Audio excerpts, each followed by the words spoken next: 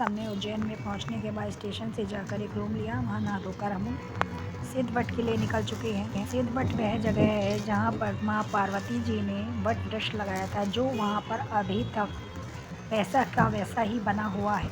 सिद्धवट हमारे hotel room से करीब 4 से 5 किलोमीटर दूर है। इसके लिए आप ई रिक्शा या ऑटो में ही जा सकते हैं। सिद्धवट में काल सर्पदोष निवारण के लिए ही पूजा की जाती है। वहीं किनारे पर शिप्रा नदी बहती है, जिसमें आपको पूजा के बाद स्नान करना पड़ता है। फ्रेंड्स, मेरी कुंडली में भी काल सर्प दोष है, जिसकी पूजा के निवारण के लिए मैं सिद्धवट जा रही हूँ। महाकाल की नगरी उज्जैन काल सर्प दोष निवारण के लिए विश्वविख्यात है। कुंडली में जब सभी ग्रह राहु और केतु के मध्य आ जाएं तो कुंडली में काल सर्प दोष बनता है। पूजा होने तक मुझे कुछ भी नहीं खाना था। फ्रेंड्स, सिद्धवट आ गया। पंडित जी से मेरी पहले ही बात हो गई थी। हम वहाँ पहुँचे तो हमारा पूजा का जो सामान था वहाँ पहले ही लगा दिया गया था। उसके बाद हमें पूजा में बैठने को बोला गया। यहाँ करीब 4 से 6 लोग एक साथ पूजा कर रहे थे। हमें पंडित जी के दिए हुए इंस्ट्रक्शन फॉलो करने थे। यह पूजा करीब 4 से 5 घंटे चलने वाली थी। पंडित जी ने काफ़ी अच्छी बातें हमें बताई। पंडित जी ने कहा इस पूजा के लिए 3 बातें बहुत ज़रूरी हैं। इसके लिए तन, मन और धन तीनों चीज़ों की आवश्यकता है। एक बार को आपके पास धन नहीं है तो भी यह पूजा हो जाएगी। धन का मतलब यह होता है कि दक्षिणा जो पंडित जी को पूजा के बाद दी जाती है। अगर आपके तन की शुद्धि नहीं है तो भी यह पूजा हो जाएगी।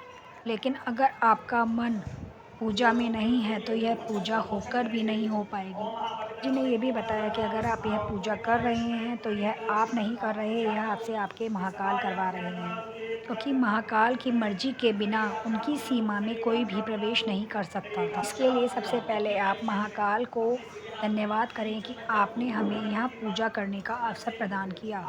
इसके लिए हम आपके बहुत आभारी हैं। पूजा करीब 4 घंटे चलने वाली थी। सुबह से कुछ खाया नहीं था और पूरी रात सफ़र के कारण थकान भी बहुत थी। पंडित जी ने काफ़ी अच्छी रोचक बातें भी बताई, जिसमें बताया कि आपके जो आराध्य होते हैं, इष्ट होते हैं, वह सिर्फ एक होते हैं। वैसे तो आप सभी भगवानों को मानते हैं, लेकिन जो आपके आराध्य हैं वे एक हैं। आप उन्हीं की पूजा करें।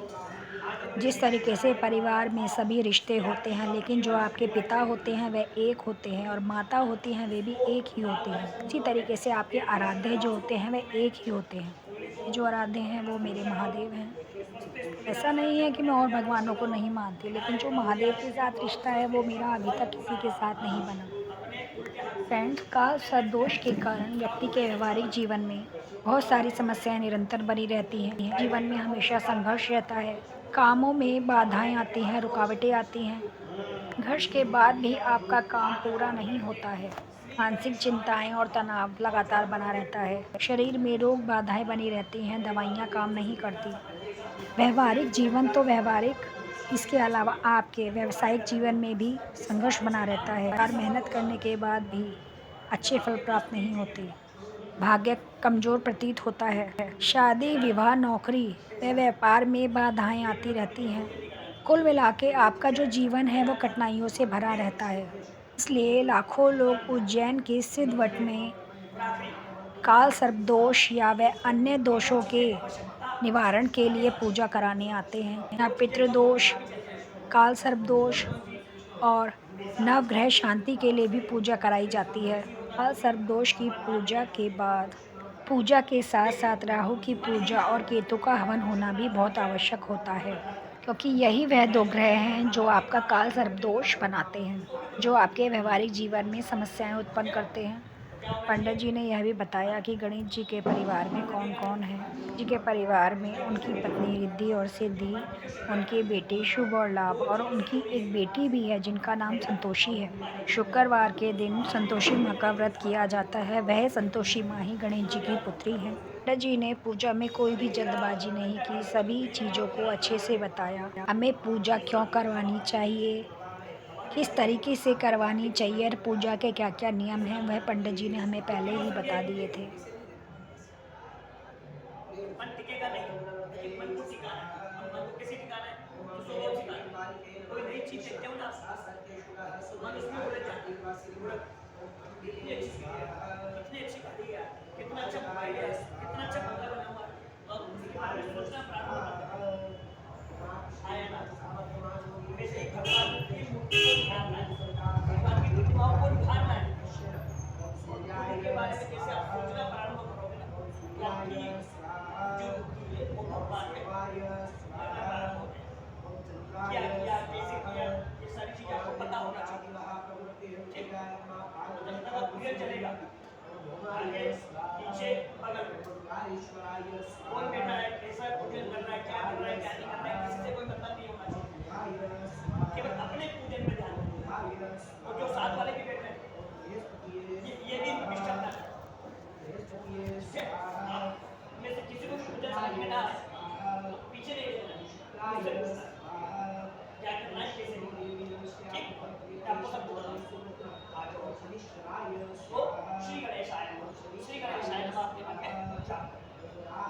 हरि ओम नारायणं करुणे विहेष्ण्यां देवावनं वशीनां शुभनिरताः स्थिरैरं केष्टुकां सत्तं वेदसेनांसे वैवन्दायो शतमिमुद्रः अन्त्यदेवाजनानशिखराजनदं तरुणां मात्राभूतवितौ भवन्तिमान् अद्यायैरिकटायुतं तपोवदित्यवदिनिरं लक्ष्मणिर्भक्तिः माता सपिता सप्तः विषमेतेन अतिदे पञ्चजना विकृताकमतिर्दस्मं नाथो शान्तिरन्तु शान्तिः वेदवे शान्तिरावः शान्तिरोदयः शान्तिः परमपदयः शान्तिर्मे देवः शान्ति प्रशान्तिरेव शान्तिः शान्तिरेव शान्तिः क्षमा शान्तिरेव जपो यतः समीहते अतोऽहं अभयं पुरुषन्नः गुरुप्रजां योग्यन्नः आशुभ्यः शान्तिर्भवतु सर्वारिष्टशान्तिर्भवतु सकलोपद्रवो शान्तिर्भवतु। चढ़ाइए चावल गणेश जी और माता जी के चरणों गणेश जी फिर माता आज की प्रार्थना भगवान नमस्कार आज बोल करके भगवान गणेश जी महाराज जी माता जी को विराजमान है। इन प्रतिमाओं को नमस्कार करना। जब भी नमः शब्द का उच्चारण होगा तो अपने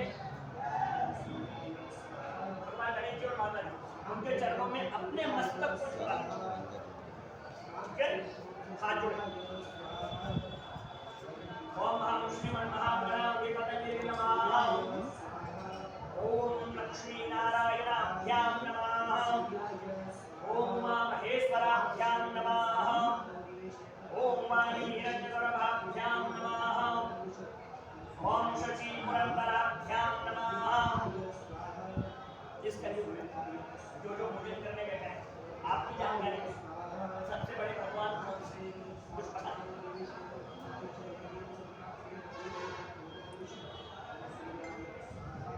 महादेव नहीं, ना ही महादेव नहीं, ना ही ब्रह्मा जी, ना ही विष्णु।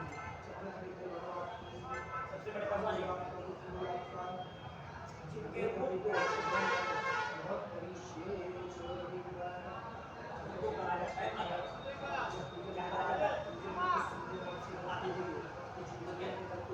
माता पिता ने वो हमारा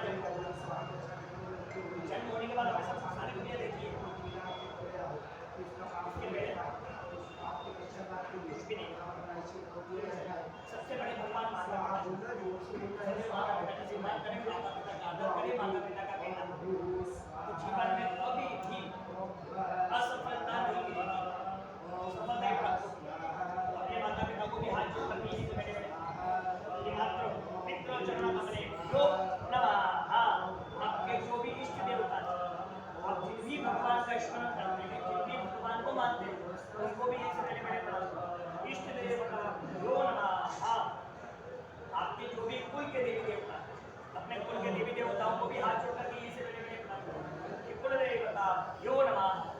आप जहाँ से भी आए, आपके घर के पास में, घर के समीप जो भी भगवान का मंदिर हो, जो भी देवी देवता के स्थान, उनको भी हाथ जोड़ करके इसे बैठे बैठे ग्राम देवता यो नमः। अब आप जहाँ पर रहते हैं, इस शहर के राजा हैं भगवान महाकाल। कौन है?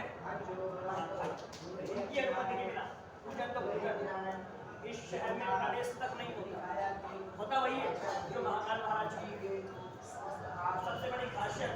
इस शहर में किसी की पहलवानी नहीं चलती, किसी की बुद्धि नहीं चलती, किसी का धन, किसी की राजनीति, सारी चीजें धरी की धरी रह जाती है। अपना जितना भी पावर लगा ले आदमी कुछ नहीं होता।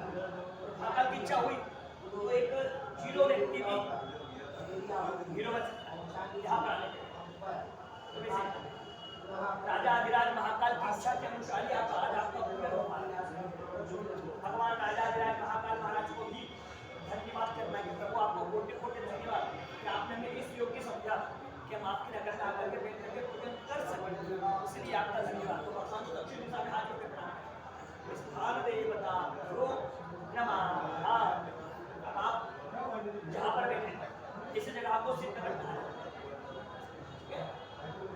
जो नीचे मंदिर बना हुआ है, मंदिर के अंदर एक वृक्ष लगा हुआ है, एक पेड़ लगा हुआ है, जो माता पार्वती के द्वारा वट वृक्ष लगाया है। इसे वट वृक्ष पूरे भारत में जिनकी मान्यताएं हैं वो केवल और केवल 4 जगह। पहला गया, जिसको बौद्ध वृक्ष, दूसरा इलाहाबाद प्रयागराज जिसको अक्षय वट कहा जाता है, तीसरा मथुरा वृंदावन जिसको वंशी वट कहा जाता है, चौथा उज्जैन जिसको सिद्ध वट कहा जाता है। यहाँ पर आने से संपत्ति, संतति और सदगति या तीनों चीजें देने वाले ही सिद्धनाथ महाराज हैं। उनको भी ऐसे बड़े बड़े प्रणाम। स्थान देवता यो नमः। मां शुक्रा, यहाँ से पानी भर के भगवान मां शुक्रा को भी ऐसे बड़े बड़े प्रणाम। सर्वेभ्यो तीर्थेभ्यो नमः। जितने भी पंडित जी, जितने भी ब्राह्मण देवता आपको बैठे बैठे दिख रहे हैं, सभी पंडितों को भी हाथ जोड़ के प्रणाम। सर्वेभ्यो ब्राह्मणेभ्यो नमः। भगवान गणेश जी महाराज और माता पार्वती को प्रणाम करो। श्रीमद महागणाधिपतये नमो नमः। अपने उल्टे हाथ से उठाओ, थोड़े से चढ़ाओ, चावल थोड़े से केवल थोड़े से सीधे हाथ रखो, चावल लेके हाथ जोड़ो, हाथ जोड़ करके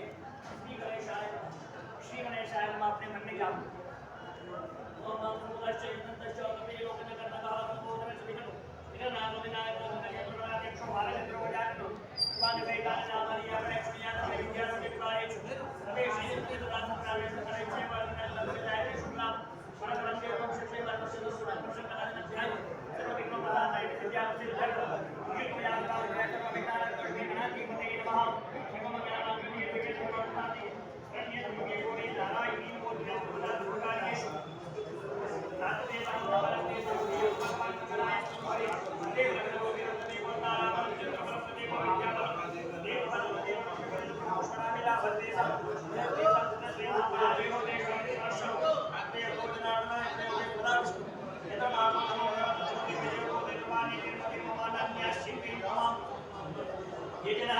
हमारी पूजा अब ख़त्म ही होने वाली है। इसके बाद हमें पंडित जी ने बोला है कि आप लोगों को हवन कर के बाद सभी लोगों ने एक साथ बैठकर हवन किया। बाहर से कुछ लोगों के गाने और बजाने की आवाज़ें भी आ रही हैं जो आप वीडियो में सुन सकते हैं। के बाद मुझे पास बह रही शिप्रा नदी में नहाना था। पहने हुए कपड़े नदी में ही छोड़ने थे। स्नान के बाद मुझे अपने हाथ से गाय को हरा चारा खिलाना था।